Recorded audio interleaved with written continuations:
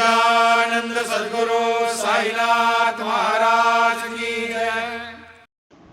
ஓம் சாய்ராம். ஸ்ரீ சாய் சச்சரிதம் ஓவிகள் கருத்துரை அத்தியாயம் 35 மருத்துவ மறுப்பு அற்புத சக்தியை மகிமைப்படுத்துதல். ஸ்ரீ கணேசனை வணங்குகின்றேன். அறிவை அளிப்பவளான அன்னை ஸ்ரீ சரஸ்வதி தேவியை வணங்குகின்றேன். ஸ்ரீ குலதேவதையை வணங்குகின்றேன். ஸ்ரீ சீதா ராமச்சந்திரனை வணங்குகின்றேன். ஸ்ரீ சத்குரு சாய்நாத் மகாராஜை வணங்குகின்றேன். ஷீரடியிலிருந்து புறப்படும் போது பாபாவினுடைய அனுமதியை பெறுவது நன்மை பயக்கும். சாயினுடைய தட்டைகளுக்கு கீழ்ப்படியாமல் இருப்பது தடைகளை அழைப்பதாகும். இதன் பொருள் பாபா அந்த தடைகளை அனுப்பினார் என்பதல்ல. வரவிருக்கும் ஆபத்தை தவிர்க்க பாபா பொருத்தமான நேரத்திலே கட்டளைகளை வழங்கினார். யாராவது ஷீரடியை விட்டு அனுமதியின்றி தனியாக வெளியேறினால் அவர்கள் மன வேதனையை, வழியிலே பல சிரமங்களையும் சந்திப்பார்கள். வழியிலே ஏராளமான தடைகளும் நெருக்கடிகளும் எழும். இதனால் அவர்கள் வீடு திரும்புவது கடினம். அனுமதியின்றி சென்றவர்கள் அல்லது கட்டளைகளை மீறுபவர்கள் வழியிலே ஒரு பயங்கரமான விதியை சந்திப்பார்கள். என்னுடைய அழைப்பின்றி யாரும் ஷீரடிக்கு வர முடியாது என்பது பாபாவினுடைய வார்த்தைகள் கூறும் கூற்று. என்னுடைய விருப்பத்திற்கு மாறாக யாரும் தங்கள் வீட்டினுடைய வாசலை கூட தாண்டி இங்கு வர முடியாது. யாரும் தானாக முன்வந்து என்னை பார்க்க ஷீரடிக்கு வருவது சாத்தியமில்லை. நமது நிலை, முன்னேற்றம் மற்றும் செயல்கள் அனைத்தும் சாயினுடைய அருளையே முழுமையாக சார்ந்துள்ளன. சாயினுடைய அருளின்றி யாரும் ஷீரடிக்கு செல்ல முடியாது. அருள்மிகு சாயினுடைய விருப்பப்படி மட்டுமே நாம் ஷீரடிக்கு சென்று பாபாவின் தரிசனத்தை பெறும் வாய்ப்பை பெறுகின்றோம். ஷீரடிக்கு வருவதும் செல்வதும் தொடர்பான நிலைமை இதுதான். சாய் பாபா விரும்பினால் தவிர யாரும் ஷீரடியை விட்டு வெளியேற அனுமதிக்கப்படுவது இல்லை. ஷீரடியிலிருந்து திரும்ப அனுமதி கேட்க மசூதி மாய்க்கு செல்லும் போது உதியுடன் ஆசீர்வாதங்களை பெற்றால் அவர் திரும்பி வர அனுமதி பெற்றவராக இருப்பார். இந்த சமிக்கை பக்தர்களிடையே உறுதியாக நிலைநிறுத்தப்பட்டது. இப்போது முதலிலே உதியினுடைய அனுபவத்தினுடைய கதையை சொல்கின்றேன். அதைத் தொடர்ந்து சிறந்த பக்தரான பாலா நெவாஸ்கரின் அசாதாரணமான அனுபவத்தை பற்றி சொல்கின்றேன். மும்பையினுடைய புறநகர் பகுதியான பாந்திராவிலே காயஸ்த பிரபு இனத்தைச் சேர்ந்த ஒரு குடும்பஸ்தர் வாழ்ந்து வந்தார். இரவிலே அடிக்கடி ஏற்படும் தூக்க கலக்கம் குறித்து அவர் கவலைப்பட்டார். அவர் எவ்வளவு முயற்சி செய்தாலும் அவை குணம் அடையவில்லை. அவர் நன்றாக தூங்கும் பொழுதெல்லாம் அவருடைய மறைந்த தந்தை அவருடைய கனவிலே தோன்றி அவரை எழுப்புவார். கடந்த காலத்திலே நடந்த நிகழ்வுகளை குறிப்பிட்டு தனது கோபத்தை வெளிப்படுத்துவார். ஆழமான மர்மமான எண்ணங்கள் மற்றும் நோக்கங்களை விவரித்து அவரை சபிப்பார். ஒவ்வொரு நாளும் இந்த சூழ்நிலையை எதிர்கொண்டார். ஒவ்வொரு நாளும் மனவேதனையை தாங்க வேண்டியிருந்தது. ஒவ்வொரு இரவும் விழித்தெழுந்தேன். இந்த துன்பங்களை நான் ஒவ்வொரு நாளும் தாங்க வேண்டியிருந்தது. இந்த தொடர்ச்சியான நோய் குடும்பஸ்தருக்கு மிகவும் மன உளைச்சலை ஏற்படுத்தியது. தூக்கமின்மை அவரை குழப்பத்திலே ஆழ்த்தியது. என்ன செய்வது என்று தெரியாமல் அவர் திணறினார். சிறிது நேரத்திற்கு பிறகு அவர் ஒரு சாய் பக்தரிடம் தன்னுடைய துயரத்தை பற்றி கூறி ஒரு தீர்வை வேண்டினார். அந்த சாய் பக்தர், நீங்கள் அசைக்க முடியாத நம்பிக்கையுடனும் பக்தியுடனும் பகவான் சாயினுடைய பாதங்களை வணங்கினால் பகவான் சாயினுடைய உதி அதனுடைய விளைவை காட்டத் தொடங்கும் என்று கூறினார். சாய் பக்தர் சொன்னபடி எல்லாவற்றையும் செய்தார். அவருக்கும் அதே அனுபவம் ஏற்பட்டது. தனது தந்தை தன்னை அவமதிப்பதாக அவர் மீண்டும் ஒருபோதும் கனவு கண்டதில்லை. கர்மா மற்றும் தர்மத்தினுடைய தற்செயலாக பாபாவின் பக்தர்களில் ஒருவருக்கு பாபாவினுடைய உதி கிடைத்தது. அந்த பக்தர் அதிலே சிறிய பகுதியை எடுத்து காயஸ்த பிரபுவுக்கு அந்த குடும்பஸ்தருக்கு கொடுத்தார். அந்த சாயி பக்தர், நீ தூங்க போகும்போது உன்னுடைய நெற்றியிலே சிறிது உதியை பூசிக்கொண்டு சாயினுடைய உதியை ஒரு பாக்கெட்டிலே கட்டி தலையணைக்கு அடியிலே வைத்துக் கொண்டு தூங்கு. மட்டுமல்லாமல் சாயினுடைய பெயரை நினைத்து கொண்டு நீ தூங்க முயற்சி செய் என்றார். இந்த உதியின் மீது பக்தியுடன் நம்பிக்கை வைத்தால் அது நிச்சயமாக அதனுடைய விளைவை வெளிப்படுத்தும். உங்கள் எல்லா நோய்களும் குணமாகும். இதுவே இந்த உதியினுடைய குணமும் சக்தியும் ஆகும். சாயி பக்தரனுடைய அறிவுரைகளை பின்பற்றி குடும்பஸ்தர் அமைதியான தூக்கத்திலே ஆழ்ந்தார். அவரது கெட்ட கனவுகள் நின்றுவிட்டன. குடும்பஸ்தர் மிகுந்த மகிழ்ச்சி அடைந்தார். கெட்ட கனவுகளில் இருந்து நிரந்தரமாக விடுபட்ட குடும்பஸ்தருக்கு மகிழ்ச்சிக்கு எல்லையே இல்லை.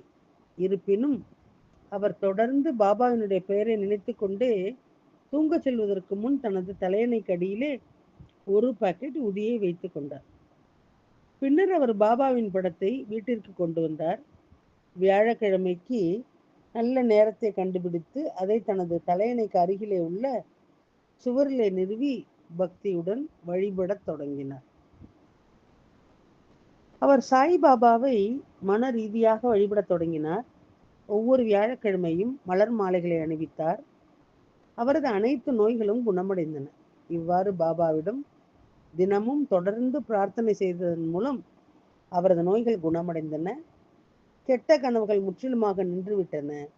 இதனால் அவர் தனது துன்பத்திலிருந்து முற்றிலுமாக விடுபட்டார். உதியினுடைய பண்புகளிலே ஒன்று, பக்தர்களினுடைய நோய்களை போக்க அதன் திறன் ஆகும். உதியினுடைய தனித்துவமான திறன்களின் மற்றொரு தனித்துவமான அம்சத்தை விவரிக்கும் ஒரு கதையை இப்போது நாம் கேட்போம். இந்த உதி எந்த நெருக்கடி ஏற்பட்டாலும் விரும்பிய பலன்களை வழங்குகிறது. ஸ்ரீ பாலா நெவாஸ்கர் என்ற ஒருவர் சாய்பாபாவினுடைய பரம பக்தர். அவர் பாபாவினுடைய சேவைக்காக தனது உடலை தியாகம் செய்து அவருக்கு முன்னோடி இல்லாத சேவையை செய்தார். பாபா ஷீரடி கிராமத்திற்கு பிக்ஷை எடுக்க செல்வார். அதே போல அவர் வழக்கமான சடங்காக தினமும் லெண்டிபாக் நகருக்கு சென்று வந்தார். பாபா செல்லும் ஒவ்வொரு பாதையையும் பெருக்கி சுத்தம் செய்யும் தினசரி சேவையை பாலா நெவாஸ்கர் செய்தார். பாலா நெவாஸ்கரால் தொடங்கப்பட்ட இந்த சேவை பின்னாளிலே ராதாகிருஷ்ண மாயியால் மேற்கொள்ளப்பட்டது. வணங்கத்தக்க, மரியாதைக்குரிய மற்றும் மதிக்கப்படும் பிராமண குலத்தைச் சேர்ந்த நான் எப்படி பெருக்கும் துடைப்பத்தை, கீழ்த்தரமான செயலை செய்ய முடியும்? ராதாகிருஷ்ண மாயினுடைய தூய இதயத்திலே இத்தகைய கண்டிக்கத்தக்க எண்ணங்கள் ஒருபோதும் நுழைந்தது இல்லை. ராதாகிருஷ்ண மாயி காலையிலே எழுந்து பாபா பயன்படுத்திய பாதை முழுவதையும் விடாமுயற்சியுடன் சுத்தம் செய்வார். ராதாகிருஷ்ண மாயினுடைய அசாதாரண சேவையை யாராலும் ஈடு செய்ய முடியவில்லை. பின்னாளிலே அப்துல் பாபா இந்த சேவையை செய்தார். இதனால் அதிர்ஷ்டசாலியான பாலா நெவாஸ்கர் பாட்டீல் தனது வாழ்க்கை பொறுப்புகள் அனைத்தையும் நிறைவேற்றி கொண்டு உண்மையான பக்தியுடன் பாபாவுக்கு சேவை செய்ய ஷீரடிக்கு வருவார். வயல்களிலே அறுவடைக்கு பிறகு விளைந்த நெல் அனைத்தும் மசூதி மாயினுடைய முற்றத்திற்கு கொண்டு வந்து பாபாவுக்கு காணிக்கையாக கொடுத்திடுவார். இந்த தானியத்தினுடைய முழு உரிமையாளர் பாபா. அவருடைய அருளால் தான் அதை பெற்றார். எனவே பாலா நெவாஸ்கர் தன்னை தக்க வைத்துக் கொள்ள பாபா தனக்கு கொடுத்த தானியத்தை எடுத்துக்கொள்வார். பாபா குளிக்கும் போது அல்லது கை கால்களை கழுவும் போது கீழே பாயும் தண்ணீரை குடிப்பதன் மூலம் பாலா நெவாஸ்கர் தன்னுடைய தாகத்தை தணித்துக் கொள்வார். ஸ்ரீ பாலா நெவாஸ்கர் உயிருடன் இருந்தவரை இதுவே அவரது அன்றாட வழக்கமாக இருந்தது. அவரது மகன் இன்னும் இந்த சபதத்தை ஓரளவு தொடர்ந்து வருகின்றார். பாலா நெவாஸ்கருடைய மரணத்திற்கு பிறகு அவருடைய மகன் பாபாவிற்கு தொடர்ந்து தானியங்களை அனுப்பி வந்தார்.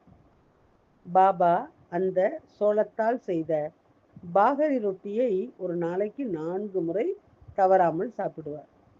ஒரு முறை பாலாவினுடைய சிரார்த்த நாளிலே ஒரு விருந்து ஏற்பாடு செய்யப்பட்டது.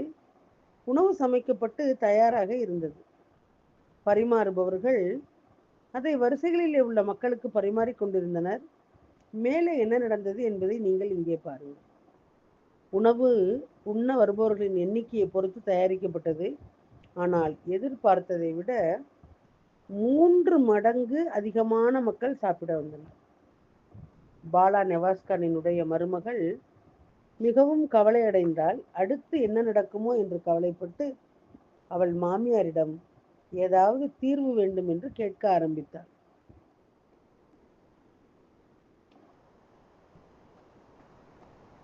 மாமியார் சாய் சமர்த்தின் மீது மிகுந்த நம்பிக்கை கொண்டவர். அவர் தன்னுடைய மருமகளிடம், அரே, சாயி படைப்பாளராகவும் காப்பாளராகவும் இருக்கும்போது நீ ஏன் தேவையில்லாமல் கவலைப்படுகின்றாய், பயப்படுகின்றாய்? நிம்மதியாக இரு என்று கூறினார். இதை சொல்லிவிட்டு மாமியார் ஒரு கைப்பிடி உதியை எடுத்து சமைத்த உணவு பாத்திரங்கள் ஒவ்வொன்றிலும் போட்டு ஒரு துணியால் மூடினார். மாமியார் தன் மருமகளிடம் தயக்கமின்றி பரிமாறத் தொடங்கு, மூடிய துணியை ஒரு பக்கம் முழுவதுமாக அகற்றாதே, பரிமாறுவதற்காக அதை சிறிது மட்டுமே அகற்றிவிட்டு மீண்டும் மூடிவிடு என்று கூறினார். இது சாயியால் வழங்கப்பட்ட உணவு. நாம் இதை உருவாக்கியவர்கள் அல்ல. அதை அவரே கவனித்துக் கொள்வார். சாயி இந்த நெருக்கடியிலிருந்து நம்மை மீட்பார். ஏதாவது குறை ஏற்பட்டால் பொறுப்பு அவருடையதாகவே இருக்கும். சாயி அனைவரின் மீதும் அக்கறை கொண்டவர். தேவையில்லாமல் கவலைப்பட்டு சும்மா இருக்காதீர்கள். அவளுடைய மாமியாரினுடைய அசைக்க முடியாத பக்தியால் மட்டுமே அவள் அந்த உணர்வை பெற்றால். எதுவும் குறையவில்லை. எல்லோரும் உணவு உண்டு திருப்தி அடைந்தனர். விருந்தினர்களும் வந்து செல்பவர்களும் வயிறாட சாப்பிட்டார்கள். ஆனாலும் சமைத்த உணவு நிரப்பப்பட்டு பாத்திரங்களிலே அப்படியே இருந்தன. உதியினுடைய உன்னதமான மகிமை அத்தகையது. அது சந்துக்களின் விவரிக்க முடியாத சக்தி. ஒருவரின் இதயத்திலே என்ன உணர்வு இருந்தாலும் ஒருவர் அதையே அனுபவிக்கின்றார். பாலா நெவாஸ்கரினுடைய உச்சபட்ச பக்தியை நினைவு கூர்ந்தும் அவரது இன்னொரு கதை நினைவுக்கு வந்தது. அதையே நான் உங்களுக்கு சொல்கின்றேன். கேட்பவர்கள் இது ஒரு திசை திருப்பலா என்று இயல்பாகவே யோசிப்பார்கள். இருப்பினும் சூழல் அந்த கதையை எனக்கு நினைவூட்டுவதாலும் அதை சொல்ல வேண்டியது அவசியம் என்று தோன்றுவதாலும் நான் அதை முன்வைக்கின்றேன். இந்த நேரத்திலே கேட்பவர்களுக்கு இது பொருத்தமற்றதாக தோன்றினாலும் என்னுடைய பெற்றோர் போன்ற கேட்பவர்களே என்னை மன்னித்து இந்த சிறப்பு கதையை கேளுங்கள் என்று பணிவுடன் கேட்டுக்கொள்கின்றேன். ஒரு முறை ஷிரடியிலே வசிக்கும் ஸ்ரீ ராத்து பாட்டில் என்பவர் நெசவாசாவிலே உள்ள ஸ்ரீ பாலா நெவாஸ்கரின் வீட்டிற்கு விருந்தினராக வந்தார்.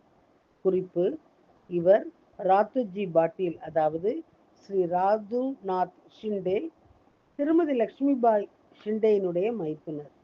அத்தியாயம் 35, மருத்துவ மறுப்பு, அற்புத சக்தியை மகிமைப்படுத்துதல், ஓவிகள் மற்றும் கருத்துரை அடுத்த தொடரில் கேட்கலாம். சாயியை பணிவோம். சாந்தி நிலவட்டும். ஓம் சாய்ராம். श्री सच्चिदानंद सद्गुरु साईनाथ महाराज की